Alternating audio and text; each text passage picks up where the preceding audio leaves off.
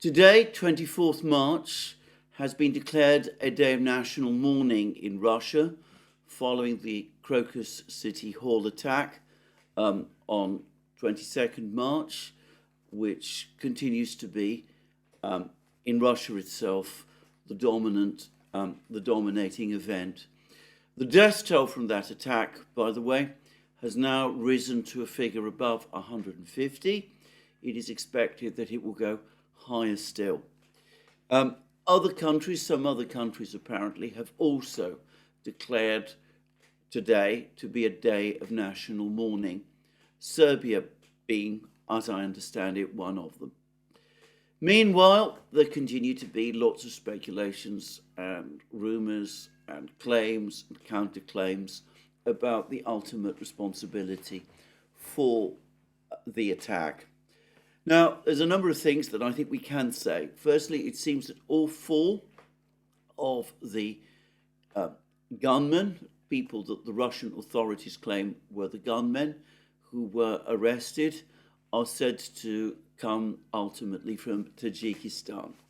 The first thing to say about that is that I am perfectly sure that the people the Russians have caught are indeed the same people who the films show entering Crocus City Hall and carrying out the attack on the people inside that building. Now, I say that with some care. Usually, I prefer to wait until there have been charges or investigations or trials. But in this case, I think the evidence that these are indeed the actual people who carried out the attack is so overwhelming that it really isn't up for discussion. The pictures of the individuals who carried out the attack and the pictures of the arrested men tally apparently precisely. The clothing is essentially the same, and as I understand it, the individuals involved do not deny that it was they themselves who carried out the attack on the Crocus City Hall. So it looks as if when Putin said that the four gunmen were the people who carried out the attack, he is right. The second is the fact that they come from Tajikistan is an indicator that they come from a region where ISIS-K, ISIS Khorasan, is known to operate, and the fact that they are apparently ethnic Tajiks is consistent with the attack having been carried out by ISIS-K. However, and I'm afraid there always is a however in these matters, there are some curious facts about this affair, some unanswered questions, which I'm going to proceed to in a moment. But first, let's look at what ISIS itself has said. Apparently, the claim of responsibility was made by the Amaq news agency.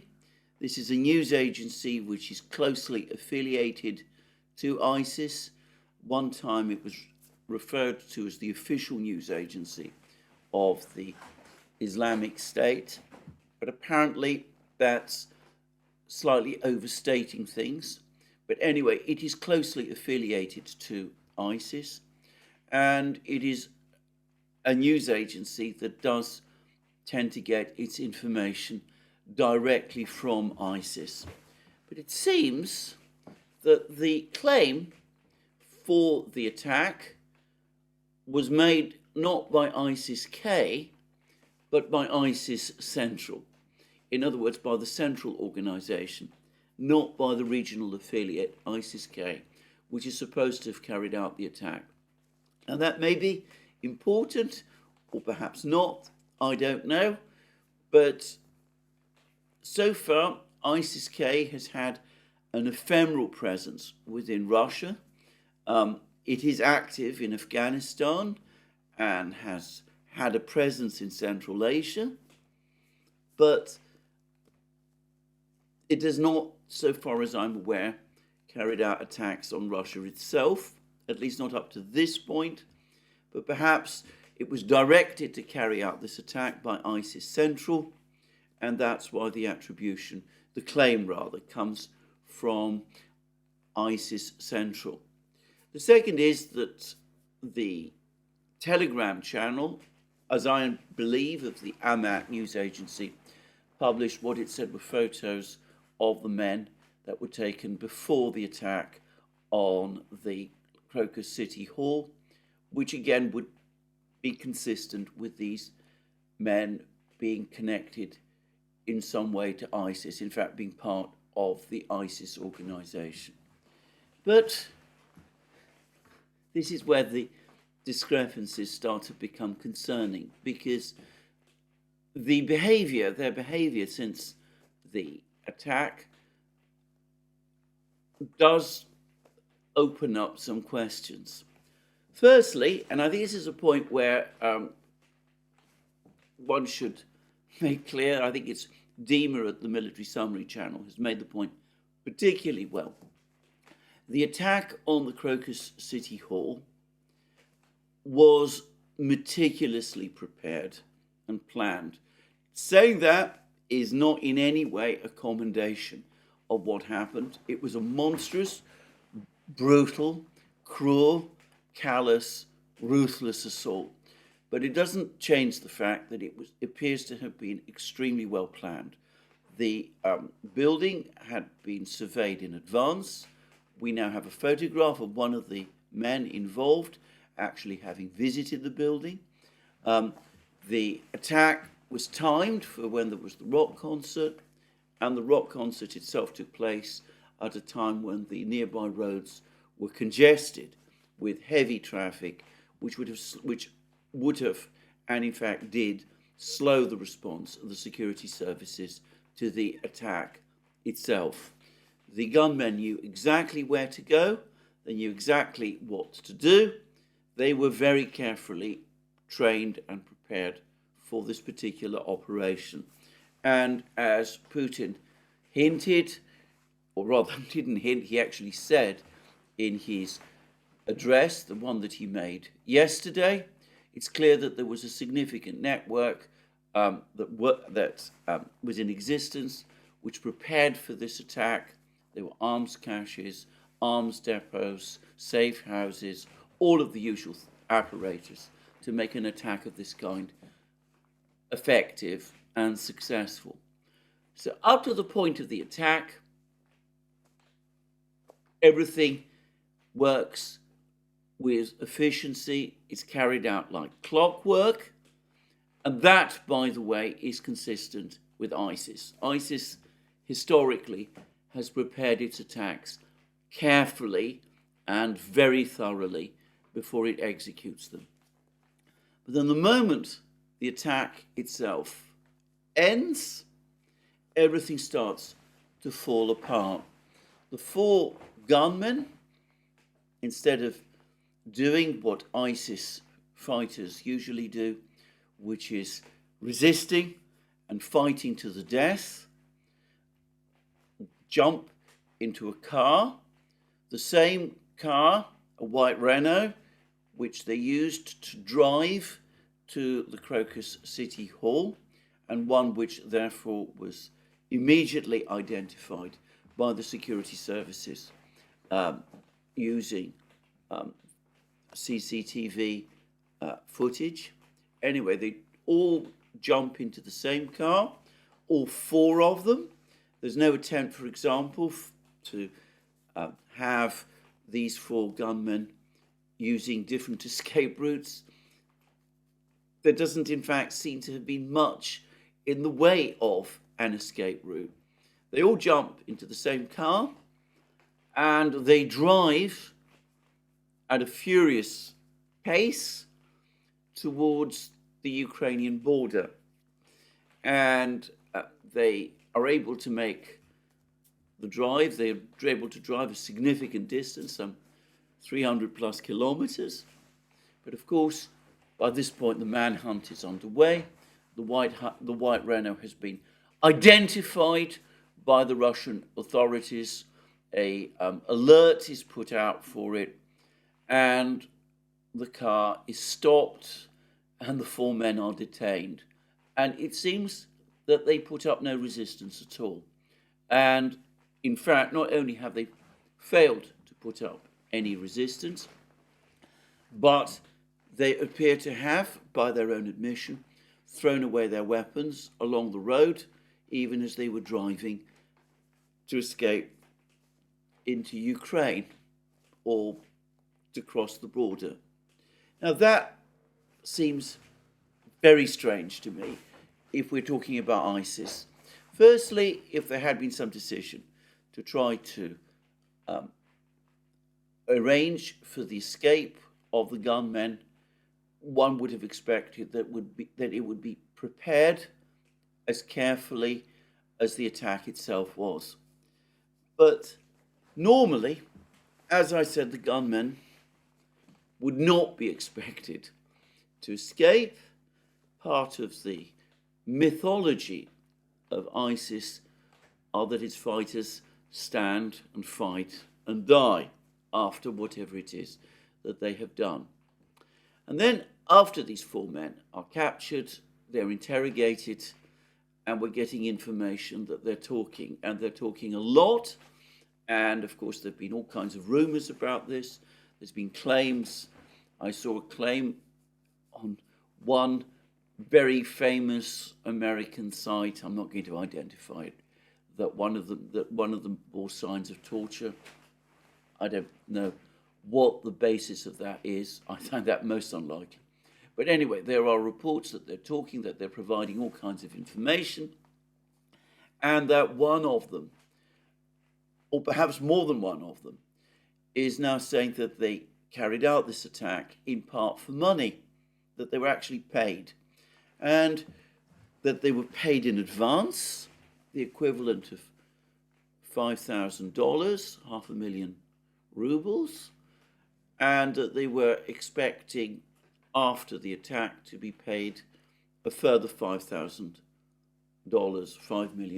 1 million rubles afterwards.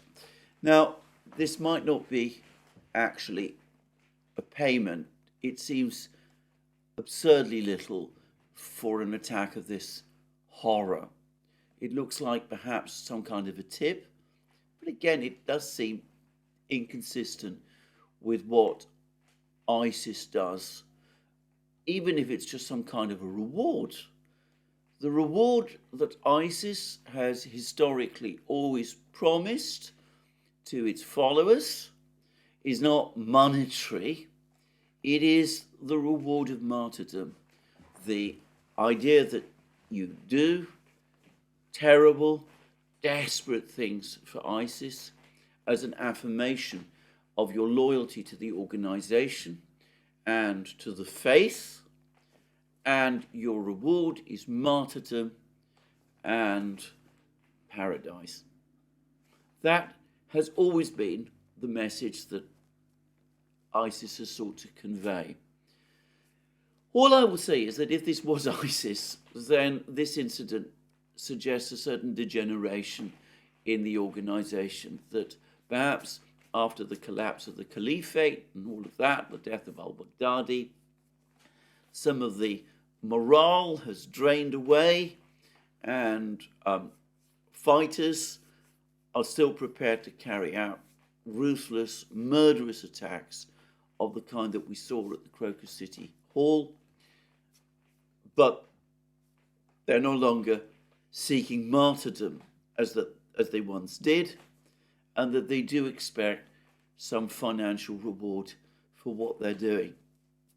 Anyway, it's anomalous, it's strange, it doesn't really make a huge amount of sense to me, or at least it's not consistent with what I have known of ISIS in the past. Perhaps the organization has degenerated and has changed, but there it is. And of course, there are other questions as well. Now, the fact that these men appear to have been seeking to escape to Ukraine does not, in and of itself, of course, prove Ukraine's own involvement. And I think that's a point which ought to be made. Many assume that because they were moving towards Ukraine, that proves that the Ukrainian authorities were in some way involved. The Russian authorities, and it's important to say this, up to this point, have made no actual, direct, straightforward claim that Ukraine was involved in this attack on Crocus City Hall. Now, that may come. Lots of Russian officials, including Putin himself, have been dropping heavy hints that that might be what the results of the investigation shows. But as of this moment in time, at least as of the moment of my making of this program, there has been no such claim from the Russian authorities, no claim of direct Ukrainian involvement. But Putin has also said that there was a window, a gap on the border where it had been arranged that these men would be able to cross the border from Russia into Ukraine. And that is interesting. One wonders what the evidence for that is, what information Putin has that he has not so far disclosed. But if that is correct, and it is after all Putin who has said that, then that does really strongly imply that someone in Ukraine, someone at some official level in Ukraine, must have taken some steps to keep a part of the border open to allow this white Renault with its occupants to drive through into Ukraine itself. And that, by the way, begs many questions because, of course, the border is not just guarded on the Ukrainian side, it is also guarded on the Russian side as well. The Russians have a very sophisticated border force under the direct control of the FSB. Its job is to protect the state border. Some of these, the people who make up this force are well trained and heavily armed. They've operated as combat soldiers, even within the zone of the special military operation. And these border guards, for example, played a not insubstantial role in the recent fighting when the Ukrainians attacked Kursk and Belgorod regions. Just saying. So, what exactly was the plan here? Let's assume, this is up to now, and I stress, I'm just making an assumption that there was indeed a Ukrainian intention to open some kind of window on the border through which these fugitive gunmen would be able to cross the border into Ukraine. What was the plan? What was the intention? Was it that there would be another incursion by Ukrainian troops in one particular area of the border, of the sort that we saw attempted in Belgorod and Kursk region, with the hope or expectation or the plan that this white Renault would be able to drive through the border in the confusion? If so, then that casts the Ukrainian attempts to penetrate the border in Belgorod and Kursk region in a particularly sinister light.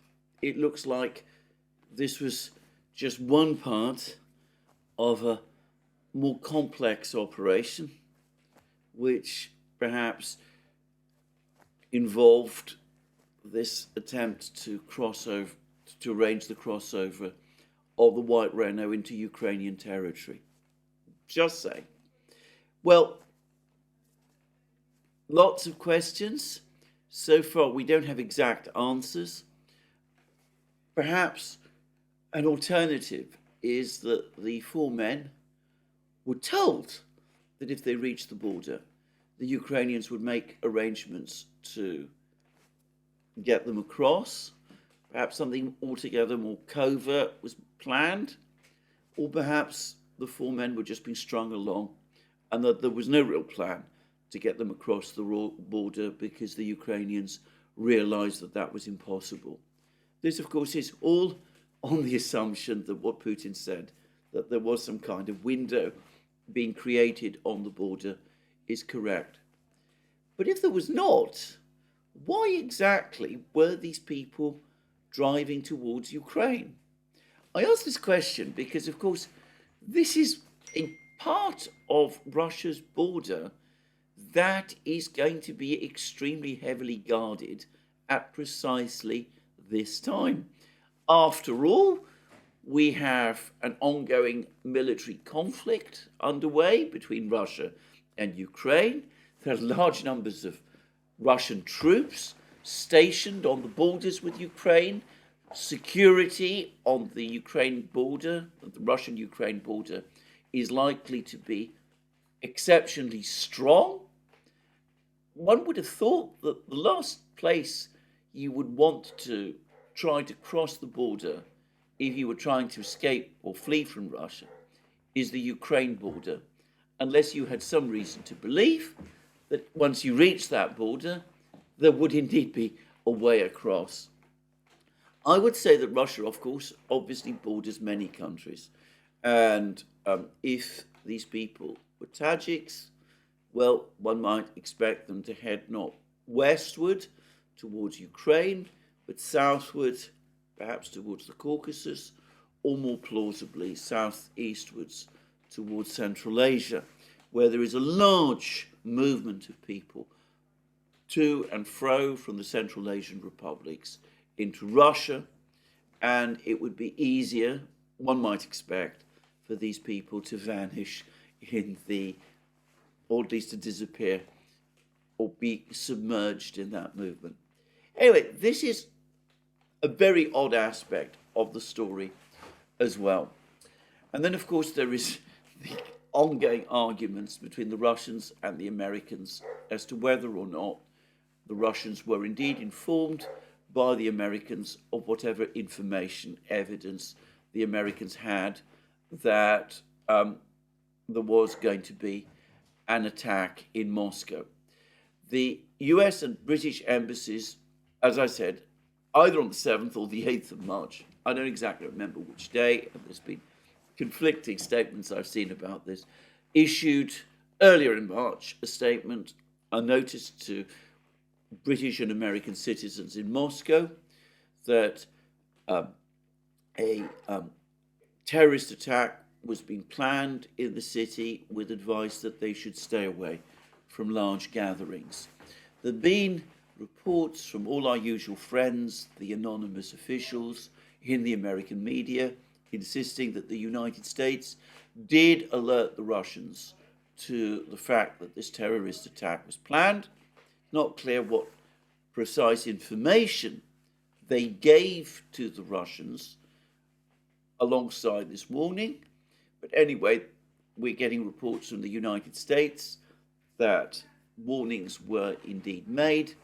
The Russians, for their part, downplayed this. They said they didn't get anything of any significance from the Americans at all.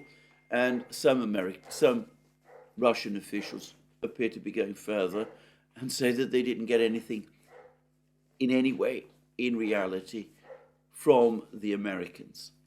If the Americans had information that there was a terrorist attack being planned in Moscow, then they must have obtained this information from some source. Now, it is, I believe, the case that perhaps a day before the warning by the embassies were given, the FSB said that they'd uncovered an ISIS cell in Moscow. Perhaps it was that which triggered this warning from the Americans and the British. But if so, one might have expected that they'd be more explicit about it. Far more plausible to me is that they did in fact have some information that something was being prepared. Larry Johnson at Sonar 21, former CIA official who was involved in precisely this sort of thing, he has provided the whole mechanism whereby the CIA worked out the whole structure of warnings that the CIA gives based on the information that it has. Larry Johnson makes the point that if the CIA knows exactly where the attack is going to happen and who's involved, they don't usually issue a public warning. They just alert the authorities so that the authorities are there and are able to take care of the attack before it happens. That's one level of warning. Another warning, slightly more, which is at a higher level, more public level, is one where the Americans have information that there is going to be an attack, but have no specific information. And this seems to be the situation this time. But they might not have had specific information that the Crocus City Hall itself would be attacked, but presumably they had some knowledge that an attack of some kind was going to take place. How did they obtain it? From where? I think, again, on this occasion, it would be useful to know. Of course, it was from human sources. They might be wary about sharing some of that information with the Russians. But again, this whole business of the American warnings is, or lack of warnings, is strange. Anyway, I'm going to make my own views about this, but I want to make clear that these are very provisional. Firstly, the Ukrainians have been indignant at the suggestion that they were in any way involved with this affair, and some Western governments have jumped in and have said that it's inconceivable that the Ukrainians would be involved. I pointed out in my program yesterday that these denials lack that quality of credibility that one would expect from a government, given that, as the United States, the New York Times was confirming just a few weeks ago, the Ukrainians have conducted terrorist operations, or at least assassinations and murders on Russian territory, infiltrating operatives into Russia to carry out attacks on targets, many of which have been civilians. Now, a number of people have pointed out that these tend to be focused attacks on individuals. Daria Dugina, for example, others like that. They're not indiscriminate attacks. And I actually pondered that point before I made my program yesterday. But unfortunately, there is a pattern in Ukraine of attacks which can, I think, be validly described as indiscriminate. There was the Odessa fire. There was the bombing of Lugansk city in 2014. There was an astonishing and rather disturbing speech made, I believe, in 2015 by the then Ukrainian president, Petro Poroshenko. There's been the recurring shelling of Donetsk, discussed in many reports by Patrick Lancaster.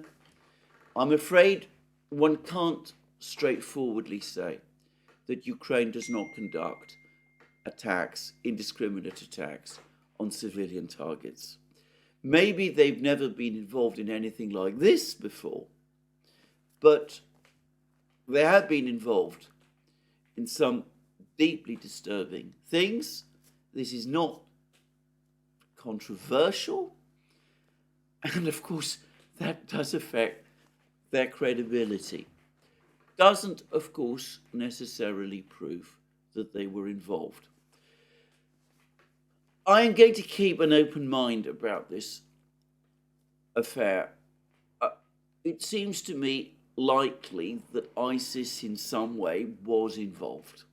There was those reports by the Amaq news agency. There is this photograph purportedly of the gunmen made before the attack itself. There does, however, seem something very contrived about this affair, which doesn't, to me, make complete sense. The behavior of the gunmen themselves is strange. Their dash to the Ukrainian border is extremely strange. The apparent admission that they were being paid, even if only relatively small amounts, for this attack is, as I said, in my experience, surprising for an attack of this, for us ISIS fighters involved in an attack of this kind. And as I said, it doesn't completely add up. Having said that, one mustn't jump too far to conclusions. One mustn't perhaps overanalyze. And perhaps as time progresses, we'll get further explanations about this. But certainly there are lots of unanswered questions. And to be frank, I'm rather concerned about the likely answers.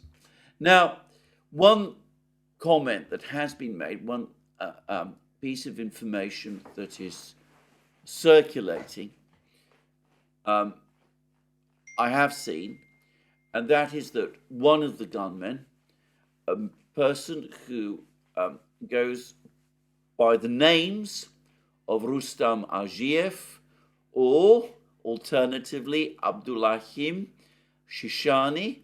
Now, these are apparently one of them at least is an alias, but we are talking about the same person. But anyway, one of these people, there are reports that he has served in the Ukrainian army or with the Ukrainian military in 2022 as part of a unit called the Sheikh Mansour Brigade, which is supposedly a force made up of Chechen dissidents. Now,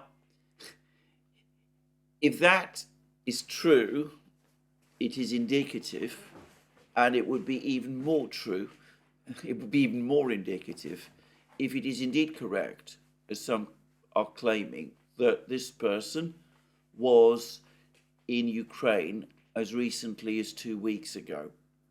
That would be very suggestive indeed.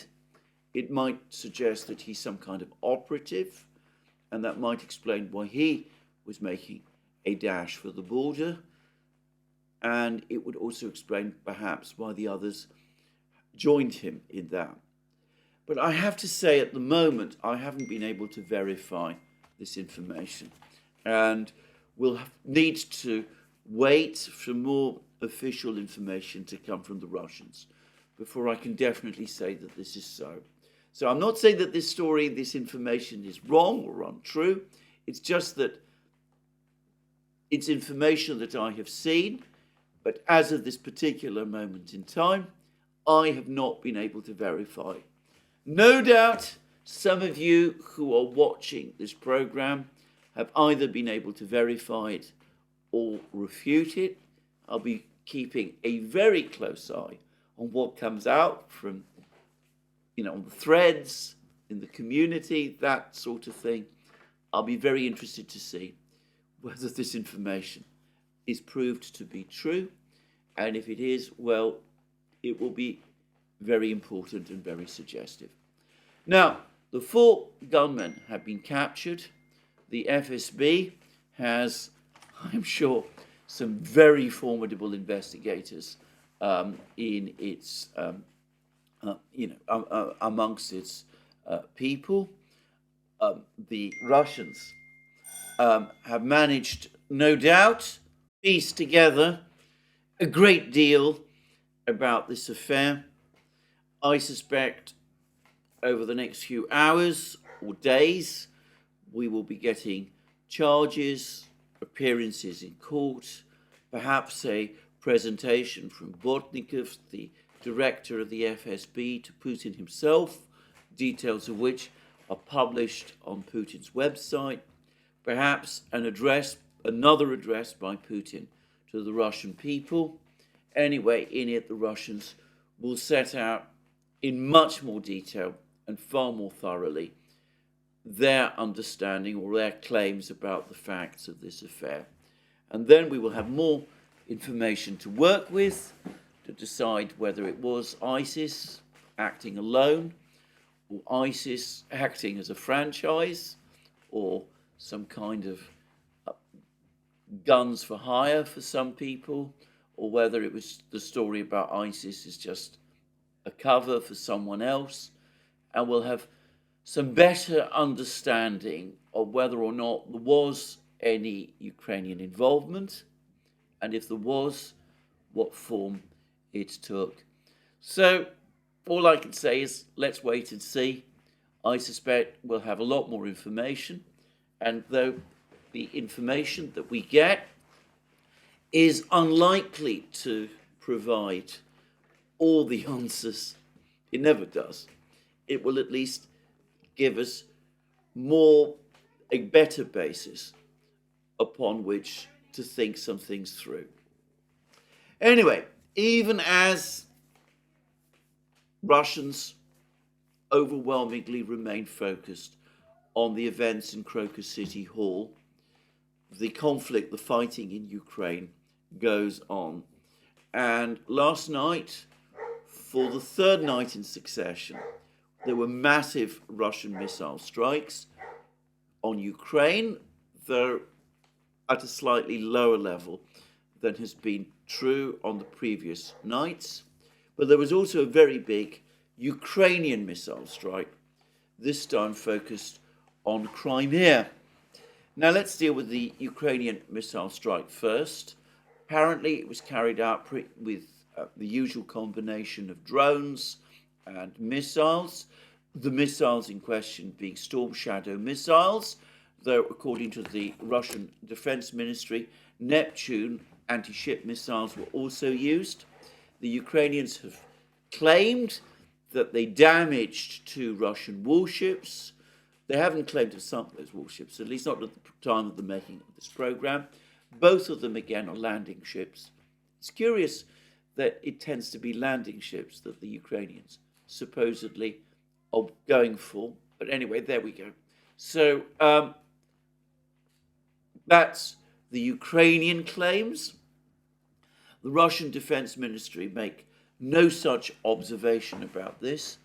It seems that the Ukrainians did manage to did penetrate the Russian defenses to some extent. Perhaps 1, perhaps 2, some say as many as 3 missiles struck a building in Sevastopol in Crimea. Apparently the building has been geolocated. People have established which building it is. There is some bemusement as to why precisely this building itself was attacked, because apparently it has no known military function. But anyway, there was a very significant attack last night by the Ukrainians on Crimea. And for their part, the Russian Defense Ministry, in their latest bulletin, say that over the course of last night, air defense facilities have shot down 172 Ukrainian unmanned aerial vehicles. That's a huge number of drones.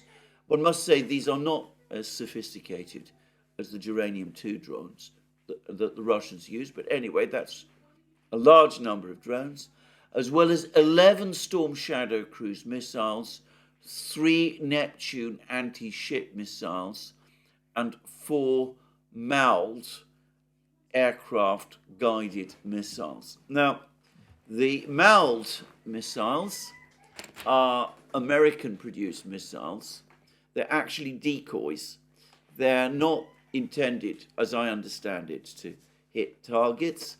Instead, they simulate aircraft. They're configured to give an appearance on a radar signal that they are aircraft, and it looks as if this was a sophisticated attack, that the Ukrainians are concerned, and the Ukrainians and their Western sponsors are concerned about the very heavy aircraft losses that Ukraine has been experiencing, presumably, in particular, the very heavy losses of Sukhoi 24 fighter bombers.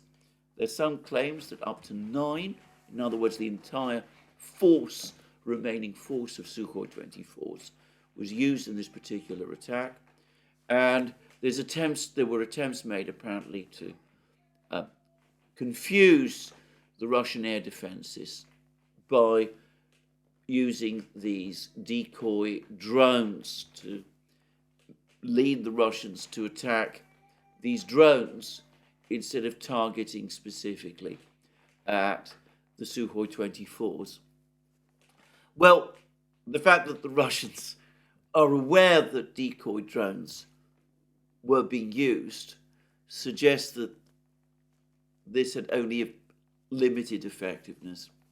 Now, like all of these Ukrainian missile and drone attacks, it's received a certain amount of publicity in the Western media this morning. Again, the Ukrainian claims to have damaged 2 Russian naval vessels. It's taken as fact, it's largely accepted as fact. But to reiterate again, these attacks that the Ukrainians have been conducting for months now, for years in fact, I mean, they really began back in the summer of 2022. They have had, in my opinion, only minimal effect on the Russian positions in Crimea.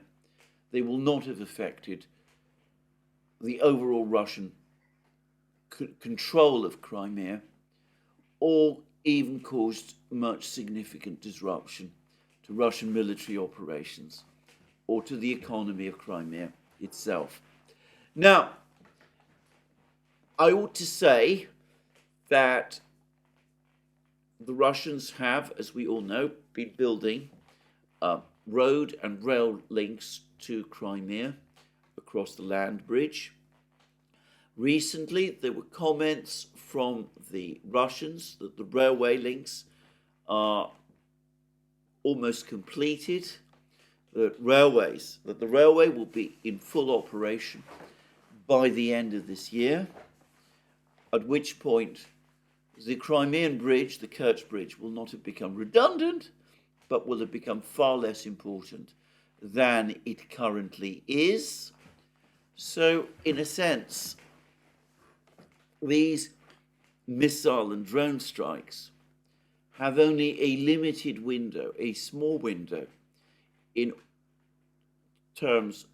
order to achieve effectiveness, and perhaps that explains the intensity of these operations.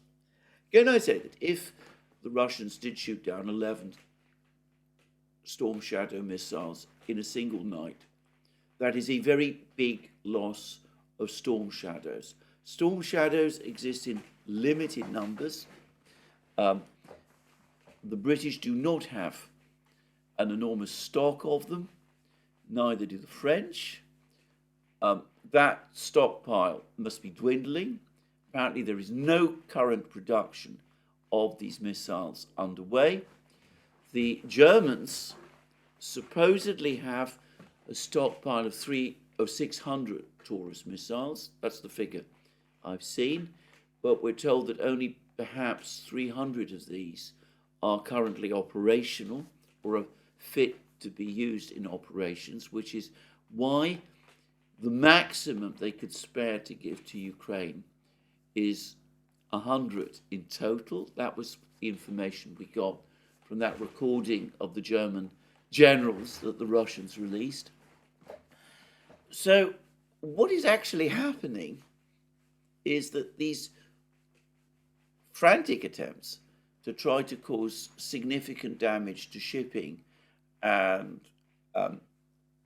Russian installations in Crimea through these big missile strikes, these Storm Shadow missile strikes, what it's actually doing is very little of substance, and as I said, is going to be eventually rendered redundant anyway by the building of the railway and land bridges, the road links, and in the meantime, it is depleting the relatively small stockpile of Storm Shadows.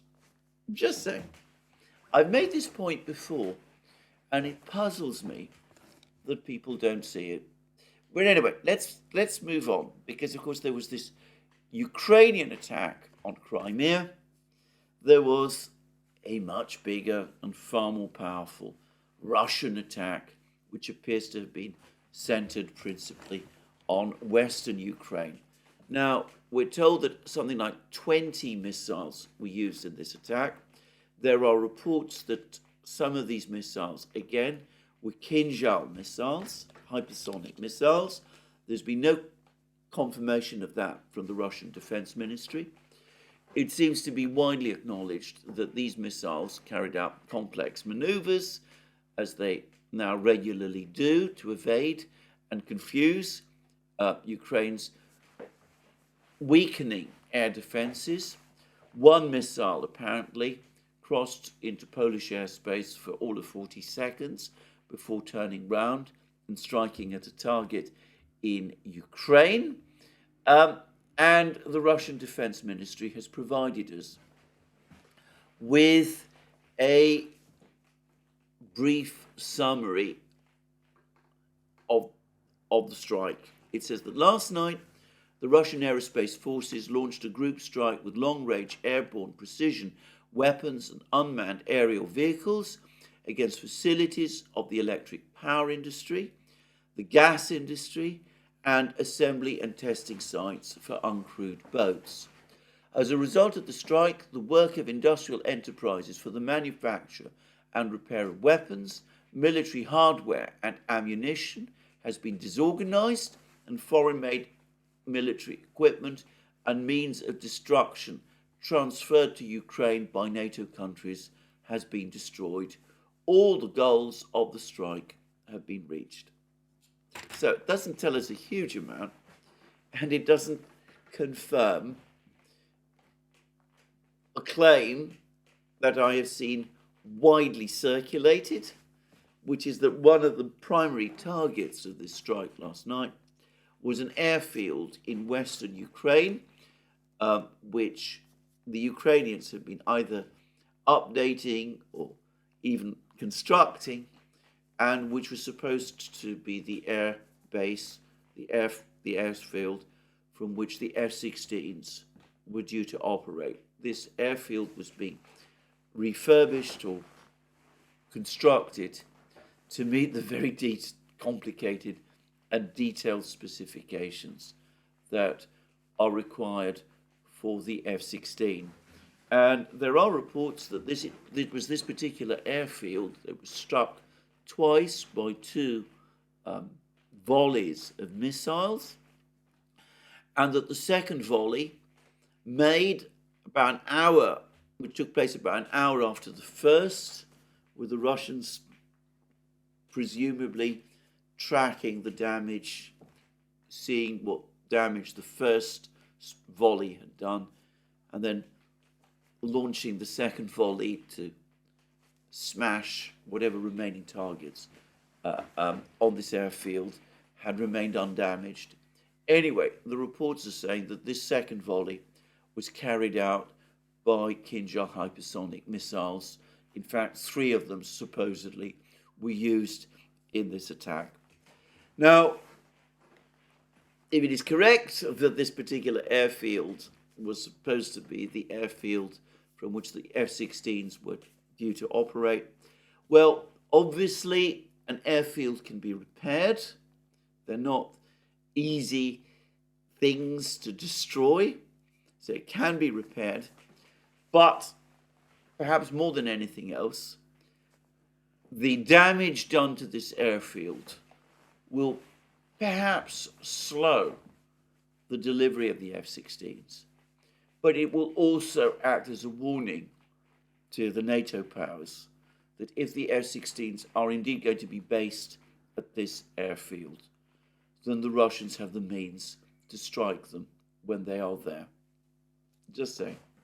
Anyway, another big missile strike by the Russians against Ukraine.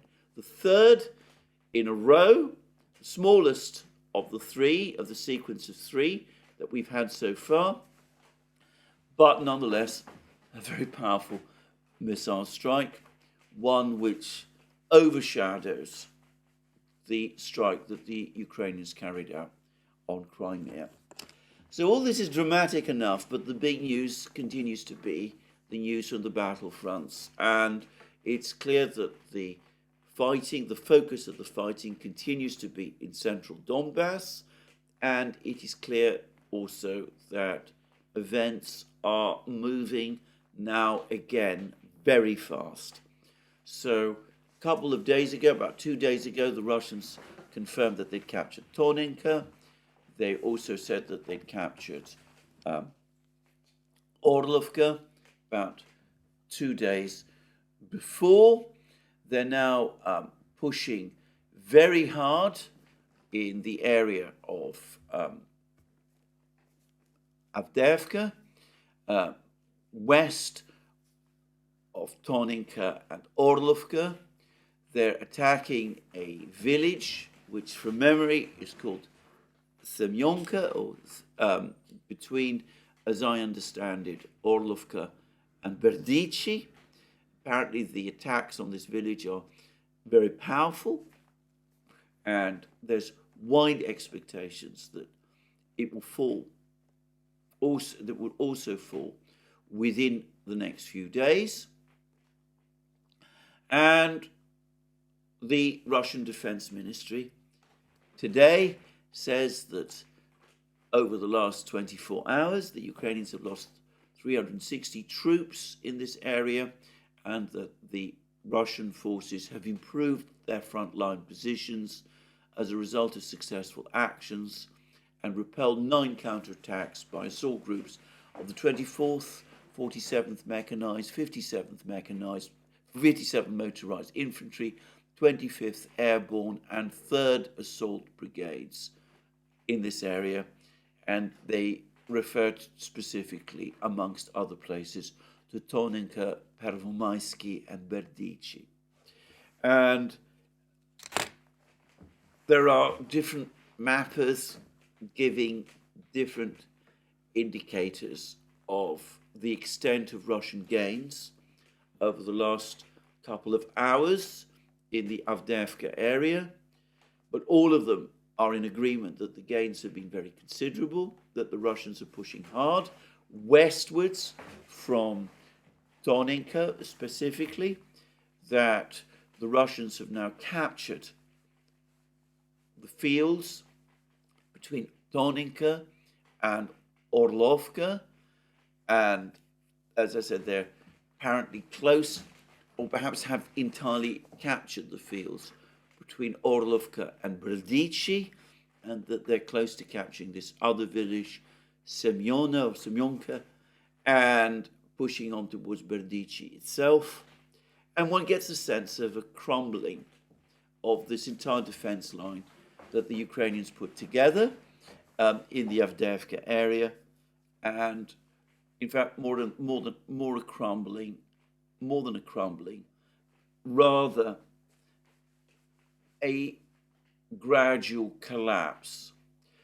And to reiterate again, my own view is that once the Russians have cleared the area west of these three key villages and completed their capture of BITCHUTE, which I suspect now is just days away, once the Russians have done that and reached the water barrier where the Ukrainians are expected to create their next defense line, their priority will be to complete the capture of Pervomaisky to the south.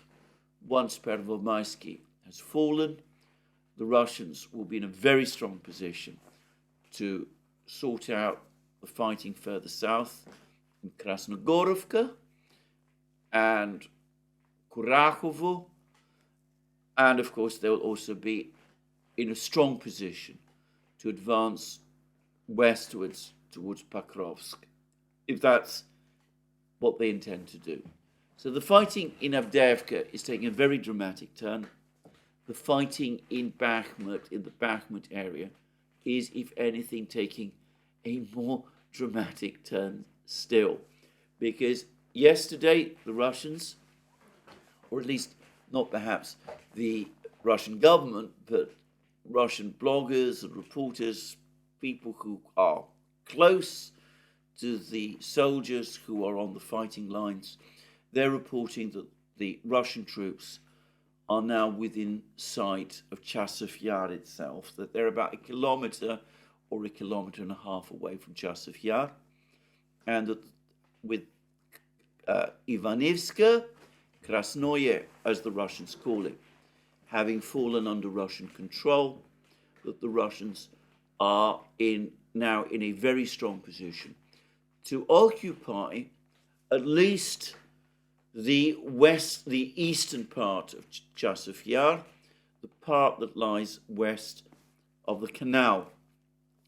And all the indications are that this is, again, an accelerating offensive, that the fall of Ivanivska has released Russian forces to advance westwards in this direction, and that, again, the Ukrainian defenses are crumbling.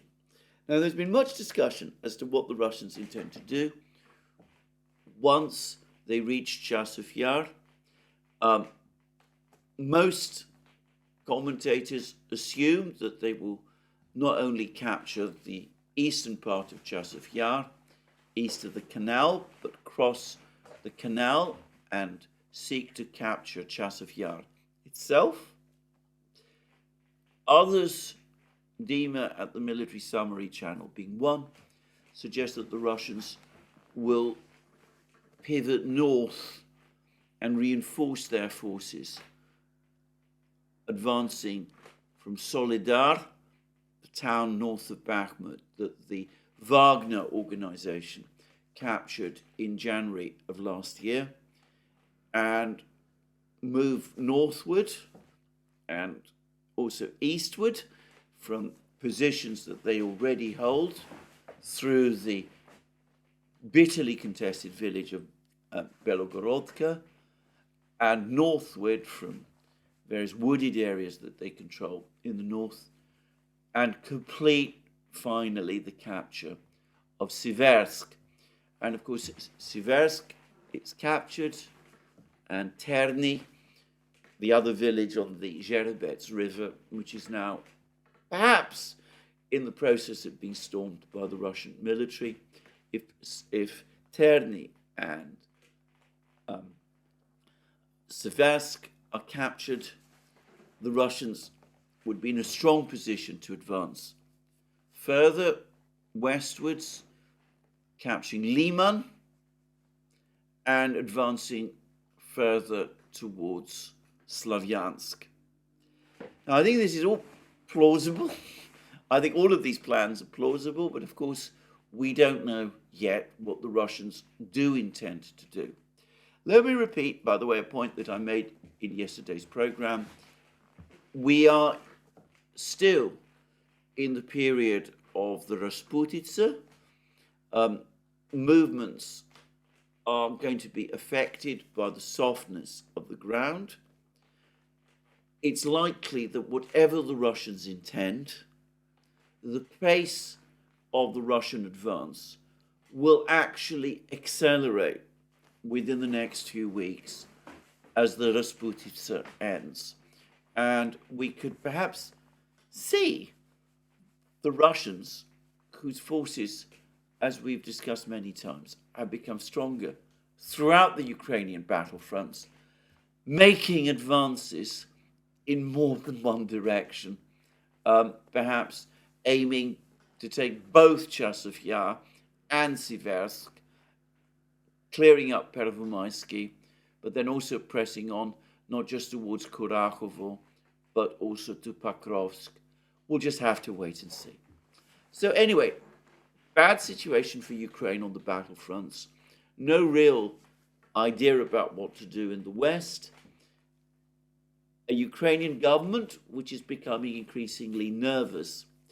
Yesterday, the Legitimi Telegram channel, which is a Ukrainian Telegram channel, once, or so it seemed to me, close to General Zaluzhny, is now saying that the Ukrainian leadership have been warned by Western spy agencies that the previous policy of the Russian authorities not to go after the main leaders of the Ukrainian government, Zelensky, Yermak, Podolyak, those sort of people, that has now ended, that after the various attacks, the attempt to breach the border in Belgorod and Kursk.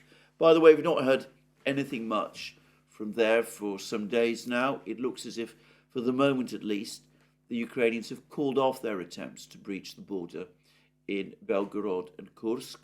But anyway, after those attacks, perhaps after the latest attack on Crocus City Hall, if the Russians do decide or come to the conclusion or claim that the Ukrainians were involved in it in some way, the gloves will finally come off and the Russians will come after the political leadership of Ukraine, as they are apparently already going after Kirill Budanov. Whether that is really the case, I don't know. I'm not sure why the Russians would necessarily want to do that. I'm not sure that it makes much sense for them to do it, but we will see. Certainly, if those warnings are indeed being given, then it will make Ukrainian political leaders more nervous, and Legitimi says that in fact, is exactly what they now are. How it will affect them, what it will make them do, remains to be seen. Now, I'm going to finish this program by returning, though in a very indirect way, to the Crocus City Hall attack. And that is, I'm going to discuss an article that appeared some days ago in the Financial Times. An article that I thought so strange when I read it that I really wasn't able to make any sense of it, and I still don't pretend that I have made complete sense of it. The article claimed, again, this is all on the basis of information from anonymous sources, that the Biden administration is deeply angered by Ukraine's constant attacks, drone attacks on Russian oil refineries. The Biden administration supposedly is worried that these drone attacks, if they are pressed, might have an effect on Russia's oil exports, which could in turn lead to a rise in the oil price, which could in turn result in problems, electoral problems for President Biden in the forthcoming presidential election in the United States. So the US, the Biden administration, supposedly had warned the Ukrainians or instructed the Ukrainians to stop carrying out those strikes. And then shortly after that article appeared in the Financial Times, we read reports that the Ukrainians have said that they're going to pay no attention at all to these American warnings and are going to continue to carry out strikes on Russian oil refineries as they choose. That, by the way, is consistent also with what the Israelis are supposed to be doing. The Biden administration supposedly has been telling the Israelis for weeks not to attack Rafah, and the Israelis push back and say that it's none of America's business. They will, if they choose, attack Rafah. I'll come to that last thing in a moment. Well, the reason I find this story puzzling is that on its face, it makes absolutely no sense whatsoever. Russia does export some refined petroleum products. It used to be a major exporter of diesel to Europe, for example. But the vast bulk of Russia's petroleum exports are crude oil, which is, by the way, typical of crude oil exports generally. Russia refines an awful lot of crude, but this is principally for domestic use. So Ukrainian drone strikes on Russian refineries are not likely to have any significant effect on Russian oil exports, which, as I said, are of crude, not of refined oil. And can I add that we've had data about Russian crude oil exports over the last few weeks, same weeks when these attacks on the refineries have been taking place. And so far as I can see, Russian exports of crude oil are on the rise. They're on the increase. The oil price has indeed risen somewhat, but it doesn't seem to me to be connected in any important way to the attack on the refineries, the drone attacks on the refineries. And going further, I don't see any real sign that the attacks on the refineries are having any real impact on the availability of petroleum products within Russia itself. I've discussed in the past facts about oil refineries. These are huge industrial facilities. Drone attacks on refineries are going to do only a limited amount of damage, and that damage can be contained and repaired quite quickly. As I said, this whole story, no part of this story makes sense.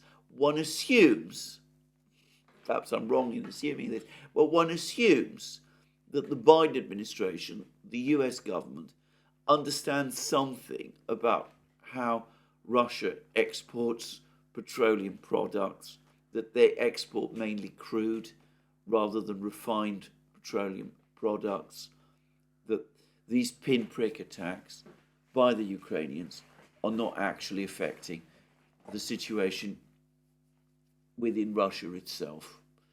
So what was that story in the Financial Times all about? Well, I'm not going to pretend that I really have an answer to this, but I do wonder whether we aren't seeing yet another attempt by the United States to distance itself from the things that the Ukrainians have been up to.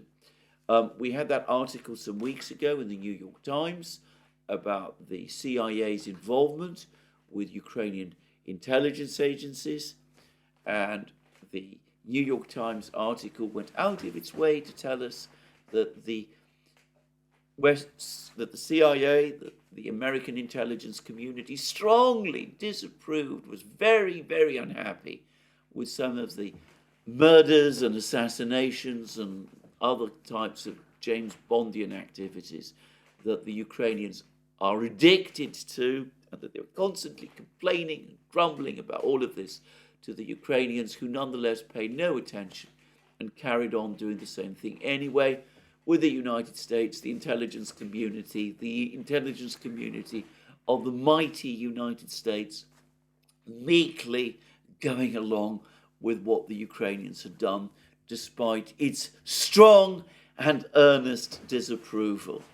And this story about the attacks on the refineries looks to me to be more of the same. You know, shock, horror, we completely don't agree with what the Ukrainians are doing. It might raise the price of oil, it might cause all kinds of problems. But, you know, there's nothing we can do to restrain the Ukrainians from doing this kind of thing. And, well, if something bad happens as a result of what the Ukrainians are up to, well, it's not our fault.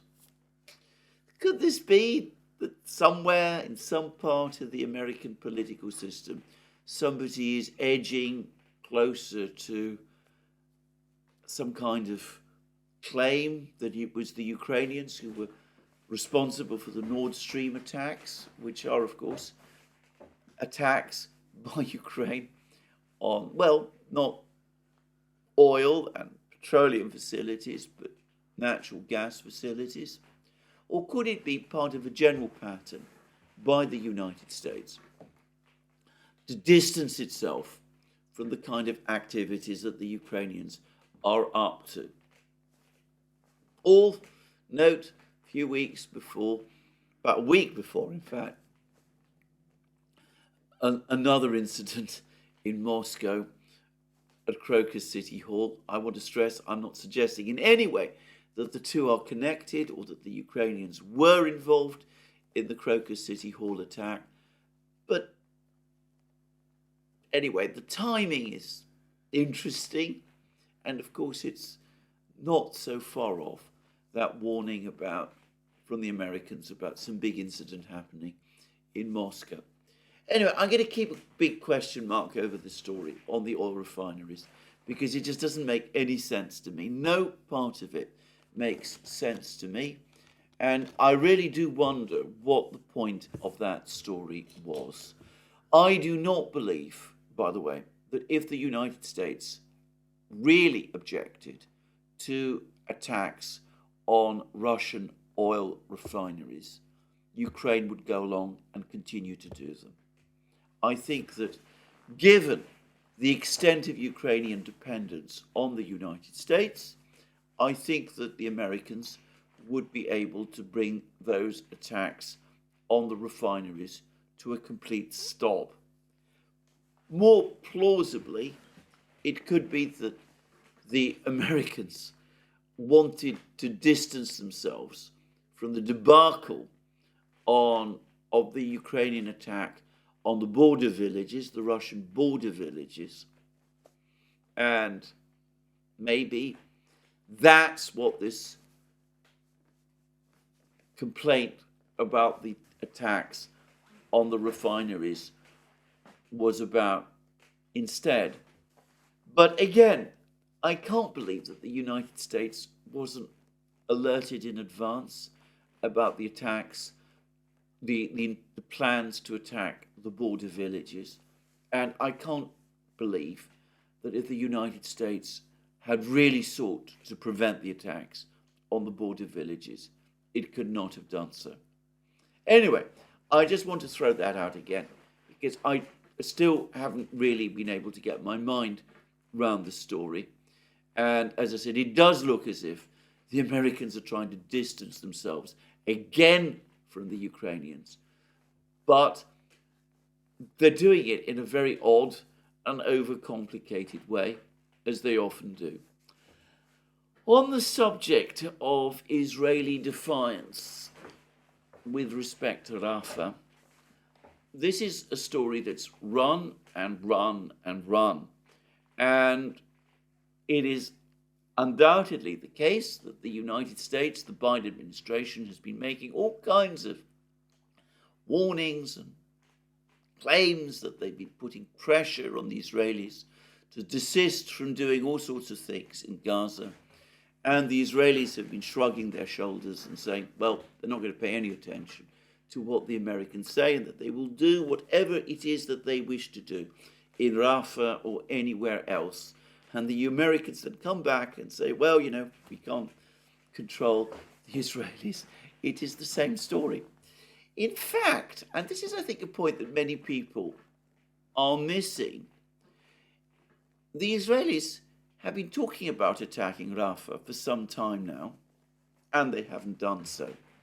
And while it would be completely untrue to say that military operations by Israel in Gaza have come to a stop, or that there isn't an ongoing and indeed worsening humanitarian crisis there because of the Israeli blockade, it is nonetheless the case that actual military combat in Gaza has dialed down very significantly. I understand that a few weeks ago, at the height of the fighting, Israel deployed 28 brigades to the fighting in Gaza. I gather that the number of Israeli brigades in Gaza at the moment is just 3.5. So we see very significant reduction in the total forces that Israel has deployed in Gaza. So again, this whole affair has something of the look of smoke and mirrors about it.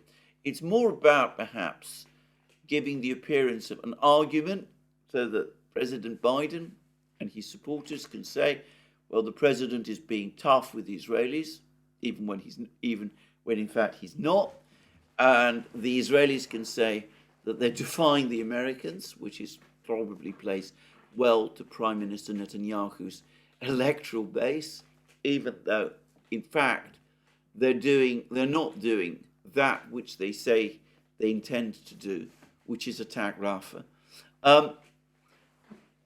Even as the real pressure on Gaza continues in the form not of mass combat, but this blockade. As for the American ceasefire plan, which they proposed to the Security Council, the Russians and the Chinese vetoed it when it went to the Security Council. I've not seen the text of the draft resolution. The Russians and the Chinese say that, in effect, it would have changed nothing on the ground, and perhaps they're right.